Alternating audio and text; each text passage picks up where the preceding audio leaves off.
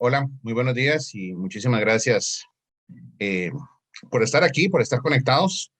La idea es compartir en este breve tiempo pues, nuestra visión como nefrólogos sobre un tema que cada día nos imprime más trabajo y que tiene, como ustedes han visto a lo largo del foro, una implicación bastante importante en la salud pública de este país y de la región. Bueno, un gusto, mi nombre es Fabio Hernández Fonseca, yo soy médico nefrólogo de Costa Rica, trabajo a nivel privado y a nivel público. Y con frecuencia, al igual que todos mis colegas, me atrevería a decir que esto es parte del pan nuestro de cada día. Sé que en las charlas de ayer y probablemente en las que restan por venir, se va a hablar mucho sobre la definición de la enfermedad renal crónica no tradicional. Estamos acostumbrados por mucho tiempo a valorar pacientes diabéticos, hipertensos o con enfermedades hereditarias, inmunológicas, que evolucionan a enfermedad renal crónica. Y son los pacientes que tradicionalmente han estado colmando las consultas en las unidades de diálisis y de hemodiálisis y sometidos a trasplante. Pero sí, efectivamente, desde hace algunos años venimos viendo un grupo de individuos más jóvenes con patología importante, que son los que llenan precisamente las consultas cada día un poco más. No quiero ser muy técnico porque sé que hay gente que no es del ámbito directo de la salud, así que la idea es transmitir esta información en un lenguaje absolutamente entendible, ¿verdad? En general nosotros hablamos de que una persona tiene enfermedad renal crónica cuando existen diferentes condiciones que hacen que el funcionamiento de esos riñones de ese individuo sea menor, o sea, que trabajen menos y que las funciones usuales de los riñones de limpiar la sangre, de producir hormonas, de controlar la composición corporal y demás, se ve alterado. Cuando esa condición persiste por más de 3 meses, es que hablamos de que esa persona tiene enfermedad renal crónica. También podríamos catalogar como un enfermo renal crónico aquella persona que se sale de lo normal. Aquí cabría decir que lo normal es relativo, ¿no? Pero, por ejemplo, el hecho de que yo tenga un solo riñón o un riñón que llamamos ectópico o desplazado, que no está en su posición habitual, también me coloca a mí en una posición de enfermo renal crónico. Y evidentemente esa es una causa no tradicional. Pero cuando nos referimos en el marco de esta discusión, enfermedad renal crónica no tradicional, lo hacemos precisamente ante un grupo particular de individuos con ciertas características. Y como les mencionaba hace un rato, las principales causas o lo que establece que un enfermo renal crónico sea portador de una ARC tradicional es que usualmente se acompaña o la precede la diabetes, la hipertensión o algunas otras de las causas que se han mencionado en otras ponencias durante este foro. Entonces, ¿cómo definimos esta enfermedad renal crónica no tradicional que se abrevia de esta manera como ustedes lo ven acá? En términos sencillos, porque la definición está en la norma y en diferentes documentos, hablamos de qué es el paciente o la persona que tiene enfermedad renal crónica y que no está asociada a las causas usuales que hablamos, hipertensión, diabetes y demás, y que usualmente se presenta y se ha tipificado epidemiológicamente que son individuos jóvenes, entre 10 a 60 años de edad, y en los cuales, desde el punto de vista médico, ya hemos descartado esas causas conocidas y tradicionales, y en los cuales, además de tener su enfermedad renal crónica, comparten ciertos factores de riesgo o condiciones que les son comunes a todos ellos. ¿Ok? Usualmente son pacientes que viven o trabajan en zonas de alta incidencia de la enfermedad renal crónica no tradicional. Son usualmente zonas bajas, menores de 300 a 200 metros sobre el nivel del mar, expuestos a altas temperaturas, que realizan labores físicas extenuantes y que tienen otras condiciones asociadas, sobre todo desde el punto de vista socioeconómico y cultural. Usualmente son poblaciones vulnerables, con pacientes con bajo nivel de escolaridad y que dependen de su salud física para poder generar un trabajo que les permita subsistir. ¿Okay? Nosotros hablamos de caso sospechoso cuando el paciente reúne estas características, ¿verdad? Es una persona joven con factores de riesgo, sin las causas tradicionales, que se presenta con alteraciones en las pruebas de funcionamiento renal, ¿ok? Pero que no sabemos en ese momento si esa alteración tiene más de 3 meses o menos de 3 meses. Simplemente el caso confirmado de enfermedad renal crónica de causa no tradicional es este mismo individuo que ya tiene 3 meses o más de persistir con esa alteración. Es así de sencillo. ¿Ok?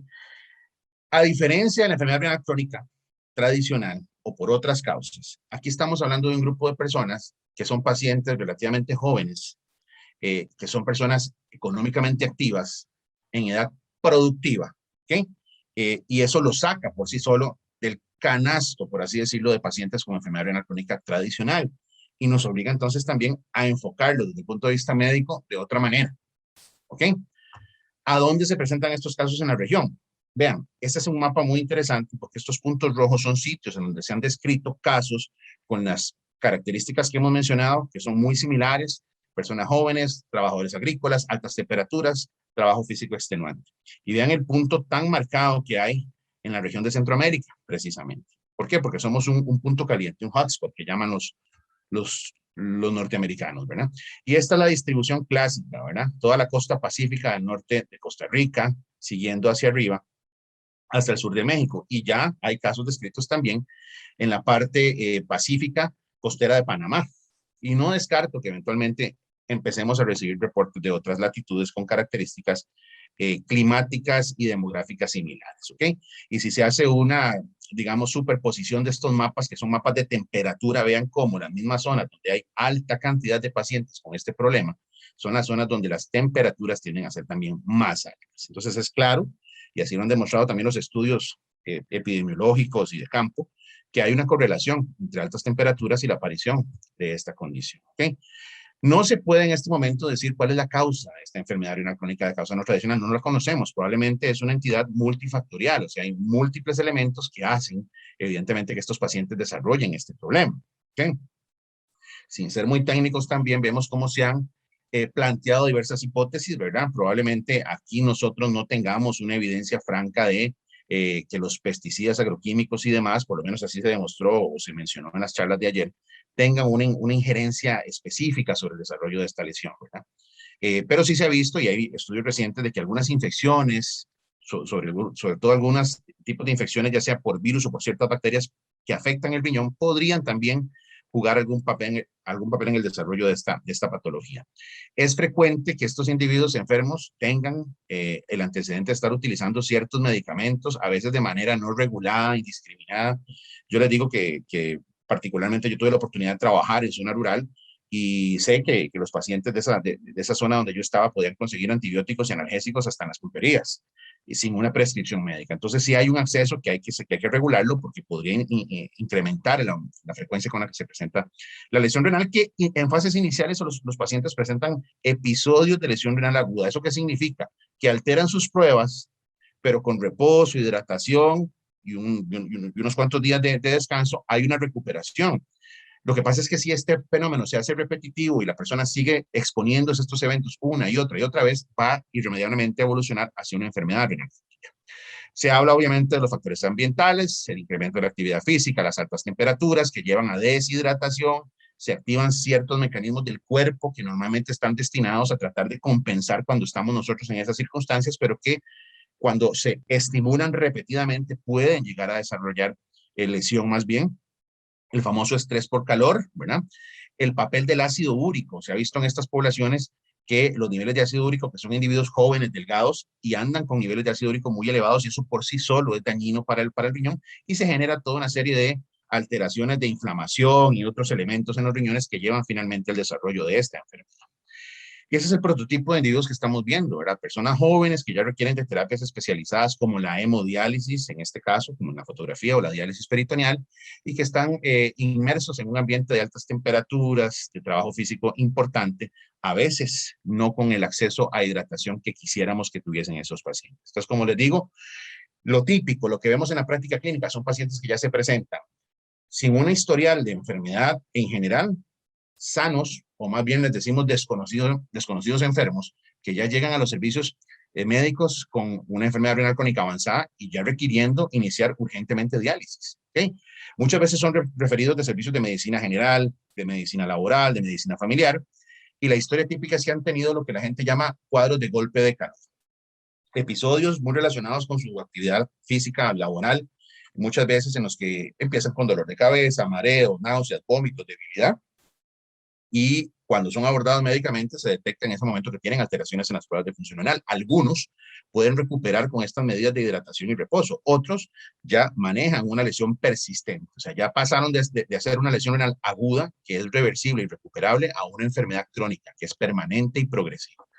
Y tienen otras características que vemos nosotros a la hora ya de revisarlos con más detalle. Son pacientes que tienen un potasio bajo cuando lo usual es que la persona con enfermedad renal crónica avanzada más bien tenga el potasio alto, y eso es un dolor de cabeza médicamente hablando. El magnesio, que normalmente en otras enfermedades o en otras condiciones que llevan enfermedad renal crónica tiende a estar alto, en ellos está bajo. El nivel de sodio es variable, a veces normal, a veces bajo, a veces alto, incluso si están muy deshidratados. Y como les mencionaba hace un rato, el ácido úrico alto también. ¿ok? Y usualmente son pacientes que a pesar de llegar con franco deterioro del funcionamiento de sus riñones, no llegan hinchados, no llegan con retención de líquido. Y eso refleja el tipo de lesión que ocurre en esta enfermedad precisamente. Los síntomas que más frecuentemente refieren a estos individuos son calambres, mareos, dolor muscular, mucho cansancio. Algunos hablan del famoso chistate, ¿verdad? Que es la forma local de referirse a esa molestia a la hora de orinar, de ardor, de dolor, y que no es por infección en estos casos. No todo chistate, no toda molestia al orinar es secundaria a una infección. Y en estos casos se ha postulado que probablemente ese ácido úrico que se cristaliza en los riñones y que a veces después se orina, genera esta molestia. Algunos refieren dolor en la región de la cintura, ¿verdad? Y ya en las formas más severas son los pacientes que se presentan muy lentos, ¿verdad? Con un pensamiento muy pausado, hablan con dificultad, muy pálidos, con mucha limitación física para hacer sus cosas diarias. El ir al servicio sanitario les genera cansancio y debilidad extrema, vomitan, están con diarrea, con un hipo persistente, tienen poco apetito y pérdida de peso. Pero ahí por lo general ya estamos hablando de fases muy avanzadas. Y lo esperable en las pruebas de función renal es una franca alteración, ¿verdad? Que confirma todos estos elementos que estamos viendo en estos pacientes. Anemia, por lo general, y la hipertensión arterial, o sea, cifras de presión arterial elevada, no siempre las vemos. A veces son pacientes con mucho deterioro del funcionamiento renal y con una presión arterial normal. ¿Ok? ¿Qué vemos continuando con este concepto en la práctica clínica? Bueno, individuos jóvenes, ¿verdad? Con un acceso limitado a servicios de salud. ¿Por qué? Porque pasan trabajando, porque son personas que muchas veces en fases iniciales no tienen síntomas, entonces no consultan. Son jefes de familia, están en edad productiva y muchas veces en estos lugares se normaliza la enfermedad y se dice, bueno, es que yo sé que yo padezco del riñón o que voy a llegar a padecer del riñón, mi primo, mi hermano, mi papá lo han padecido y estoy condenado a padecerlo. Y esa normalización de estas alteraciones es parte del trabajo cultural y social que hay que cambiar, ¿verdad? Muchas veces son pacientes que son trabajadores temporales, migrantes, y no tienen una condición, digamos, legalmente regularizada y eso les limita el acceso a los servicios de salud. ¿Ok? Característicamente estas molestias de calambres, mareos y demás se repiten de manera variable. A veces en una semana, en un par de ocasiones, a veces lo tuve en esta ocasión y pasa un mes y no lo tengo más, pero son reflejo de una lesión que se da de manera repetitiva, ¿verdad?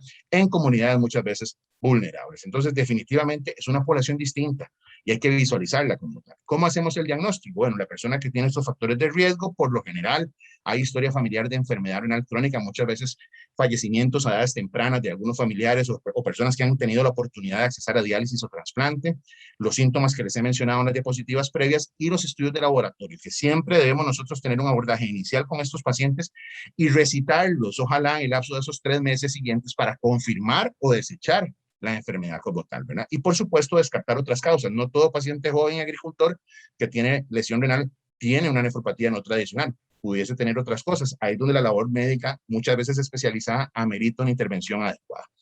Y lo ideal sería poder contar, lo hemos hecho en algunos casos con una biopsia renal, que nos permita definir si realmente hay un daño que se ve ya propiamente en el riñón y que es compatible con lo que se ha descrito a nivel de la literatura. Pero como ustedes verán, una biopsia renal no se puede hacer en un consultorio, amerita que el paciente pues esté en un lugar donde se pueda vigilar y tener ciertos cuidados porque es un procedimiento especializado. ¿Qué hacemos nosotros al momento del diagnóstico? Bueno, ya la cultura de ir generando la notificación se viene dando desde hace rato. Se confecciona una boleta VE01 de notificación obligatoria, tanto en el caso sospechoso como en el caso confirmado. Y eso implica el notificarlo como caso sospechoso que el proveedor de salud, en este caso el médico, tiene que recitar a ese paciente y revalorarlo para confirmar o descartar las alteraciones documentadas en este encuentro inicial, ¿verdad? Y si el caso se logra confirmar, pues debe continuar un manejo médico, que dependiendo de la gravedad de su lesión renal puede hacerse en un primer nivel, en un segundo nivel o ya a nivel especializado en lo que llamamos un tercer nivel, ¿verdad? Los estudios que se van a solicitar quedan muchas veces a criterio del médico, pero deberían ir dirigidos a descartar otras causas de enfermedad renal crónica, que no sea algo hereditario, algo inmunológico, algo infeccioso, ¿verdad? O sea, que nos cambie radicalmente el manejo, ¿verdad? Y muchas veces los colegas de medicina general van a tener que apoyarse en médicos de familia, médicos internistas, geriatras y demás, para poder llegar a afinar un poquitito más el diagnóstico antes de enviarlo a un tercer nivel o de dejárselo en su manejo crónico, ¿verdad? Y la valoración nefrológica podría considerarse de manera temprana ante la necesidad eventual de tener que hacer una biopsia renal en estos casos en particular. El manejo va a depender de la etapa de la lesión renal en la que esté ese individuo. ¿Cómo se manejan estos casos? Bueno, no hay una cura, no hay algo que podamos darle al paciente para evitar que desarrolle esta enfermedad, de manera tal que la prevención es el elemento fundamental para el manejo de estos individuos. ¿ok? Y muchas veces nos tenemos que circunscribir al manejo sintomático y a controlar todas las alteraciones que hemos ido detectando en los exámenes. En términos generales, a estos individuos se les dice que tienen que hidratarse bien, ¿verdad? La restricción de sal, que es casi que una máxima de los consejos terapéuticos que se le dan a la gente con falla renal por otras causas, en ellos es cuestionable, porque muchas veces son también personas que están deshidratados, con falta de volumen. Y el acceso a la sal en ellos, muchos están incluso desalinizados. Podría ser incluso necesaria una dieta normosódica o a veces con un suplemento adicional de sal. No necesariamente los vamos a restringir de líquidos, al contrario, más bien estos pacientes muchas veces requieren buenos volúmenes de hidratación, ¿verdad? Va a depender de la etapa de la lesión renal en la que se encuentren. Los niveles de potasio, como están por lo general bajos en estos pacientes, no van a necesitar ni medicamentos para bajarlos, y más bien van a ocupar suplementos de potasio. Controlar el ácido úrico con medicamentos, ¿verdad? No necesariamente vamos a tener que utilizar los medicamentos para control de la hipertensión que se utilizan en otros casos. Es controversial el uso de algunas de estas moléculas para tratar de proteger al riñón, porque no hay datos que nos respalden el uso permanente en estos casos, ¿verdad? Usar bicarbonato de sodio en algunos casos cuando hemos detectado que la sangre de la persona está muy ácida le podría ayudar, y podría también ayudar a prevenir el desarrollo de ciertas piedras en los riñones, ¿verdad? Y de esa manera retrasar el daño que se está generando en esos riñones crónicamente. Controlar la anemia, eso le protege el corazón, le mejora la calidad de vida al paciente, se siente con más energía y con más capacidad para hacer sus cosas. Y por supuesto, evitar la exposición a los factores que lesionan más el riñón, la temperatura alta, el trabajo físico extenuante y cualquier sustancia que no esté recomendada por el médico y que pueda generarle daño. ¿Okay? En casos avanzados ya nos toca preparar al paciente para lo que sigue, que es la terapia con diálisis, ya sea hemodiálisis o diálisis peritoneal, e idealmente buscar la alternativa de un trasplante, porque ese es el tratamiento de elección para una enfermedad renal crónica de cualquier causa, incluyendo la no tradicional. ¿Okay? La ventaja es que estos pacientes son pacientes por lo general jóvenes, sin otras enfermedades crónicas debilitantes. Entonces, son los pacientes que uno quisiera trasplantar siempre, porque tiene altas probabilidades de que si se trasplanta, le va a ir bien y va a evolucionar bien ese riñón trasplantado, ¿verdad? Y esta condición de la lesión renal crónica de causa no tradicional no reaparece por lo general en el riñón trasplantado. Entonces, son buenos candidatos, ¿verdad? Queremos pasar de un ambiente en el que solo vemos pacientes en hemodiálisis o en diálisis peritoneal a propiciar que estos pacientes puedan llegar a optar por un trasplante renal. Brechas que yo señalo desde el punto de vista médico. Es importante que la población en riesgo tenga una valoración médica previo a la exposición, previo a las jornadas de trabajo, ¿verdad? Cuando se inicia un contrato en alguna empresa o estamos en época de zafra, sería importante que estos pacientes tuvieran una valoración con exámenes básicos para ver en qué condiciones están empezando esta labor, ¿verdad? Que se cumplen los protocolos, el de sombra, descanso y hidratación, que el Consejo de Salud Ocupacional hace tiempo ha establecido y que es mandatorio cumplirlo en las empresas, pero que no siempre se cumple, ¿verdad? Y debería existir una evaluación médica periódica de estos individuos y preventiva, no esperarnos a que tengan molestias y síntomas para que tengan un acceso a los servicios de salud. Se debe facilitar el acceso de estas personas que muchas veces no tienen un seguro social o no tienen una condición migratoria regular, pero que puedan accesar a estos servicios de salud, no solo en el contexto de una urgencia cuando están con alguna situación de riesgo, sino de manera, ojalá, planificada y programada, ¿ok? La condición migratoria tiene que regularse en estos individuos, no necesariamente es que los vamos a nacionalizar, pero que sí tengan acceso a servicios de salud durante su permanencia en el país, ¿ok? Poder identificar qué casos están con alteración y darles un seguimiento, no solo en el país, ojalá que la iniciativa pueda trascender más allá de las fronteras, porque es población migrante, y saber que el que estuvo aquí en cierta temporada y que se desplaza a Nicaragua, Honduras, El Salvador, puedan esos colegas tener la información de la condición de salud de esa persona cuando les llegue allá a consultar con alguna alteración. Poder facilitar la posibilidad de hacer biopsia renal en estos pacientes no solo va a ser importante para establecer un diagnóstico, para saber qué tanto daño hay, es decir, pronóstico, sino también para contar con información. Esta enfermedad es una enfermedad nuestra, es de nuestra región. No esperemos ir a leer grandes cosas de enfermedad renal crónica no tradicional en los libros gringos o en las publicaciones de Europa. Somos nosotros los encargados y los destinados a desarrollar la investigación en esta enfermedad que es muy regional, ¿verdad? Y plantear alternativas en estos pacientes de reubicación laboral y de asistencia económica por todas las características que ya les mencioné. Y desde la perspectiva nefrológica, ya para ir finalizando y no quitarles mucho tiempo. El manejo de la enfermedad renal crónica no tradicional, vean cómo tiene que integrar a diferentes entes, no solo el manejo médico como tal, implica educación. Nosotros deberíamos estar hablando en las universidades y en las escuelas de medicina de enfermedad renal crónica no tradicional, por lo menos en Costa Rica, en Nicaragua, en El Salvador, en Honduras, en Guatemala. ¿Por qué? Porque lo vemos y lo vemos con frecuencia. ¿Okay? Que no sea, digamos, muy tediosa la llegada del paciente a nefrología, que no tenga que pasar por el primero, segundo nivel, con todo lo que implica en cuanto a referencias y tiempos de cita. Debe idearse un mecanismo que permita que estos pacientes, cuando sea necesario, accesen de manera más rápida a la atención médica especializada, ¿verdad? Tener un buen registro de información. Vea, de todas las exposiciones previas es evidente que los sistemas de registro no se comunican. Y me estoy adelantando, pero con la información que el doctor Varela presentó sobre el SINADOC, yo que trabajo en un servicio de nefrología, estoy consciente que ahí falta muchísima información. Esos números son totalmente diferentes a los números que vemos en la práctica clínica. Hay mucho más pacientes en diálisis, hay mucho más pacientes que requieren trasplante. La lista no es como está ahí. Y perdón que me adelante, pero son las cosas que reflejan que no estamos todavía con un sistema integrado que permita registrar toda esta información. En fin, esta diapositiva la pongo para que ustedes valoren la necesidad de intercalar esfuerzos, de juntarnos todos los involucrados en este tema para poderle ofrecer al paciente soluciones reales. En conclusión, la enfermedad renal crónica no tradicional es una enfermedad en nuestros países muy frecuente, de alta prevalencia, se caracteriza por afectar a población joven, casi siempre son hombres, aunque también las mujeres se pueden ver afectadas, expuestos a altas temperaturas, esfuerzo físico y usualmente con un factor de riesgo de tipo sociocultural y económico. No se conoce una causa única, se tienen identificados factores, la exposición laboral a altas temperaturas, trabajo físico extenuante, uso de antiinflamatorios, uso de bebidas con alto contenido de fructosa, pero no se puede atribuir a algo en particular. La prevención es por el momento la única herramienta que tenemos para que estos pacientes no se enfermen tan grave ni tan rápidamente. Ocupamos que tengan una buena evaluación médica, clínica y con laboratorios, por lo menos los mínimos, para hacer diagnóstico y poder identificar de manera temprana a estos individuos y tener claro que no es el médico nada más el que va a solucionar esto.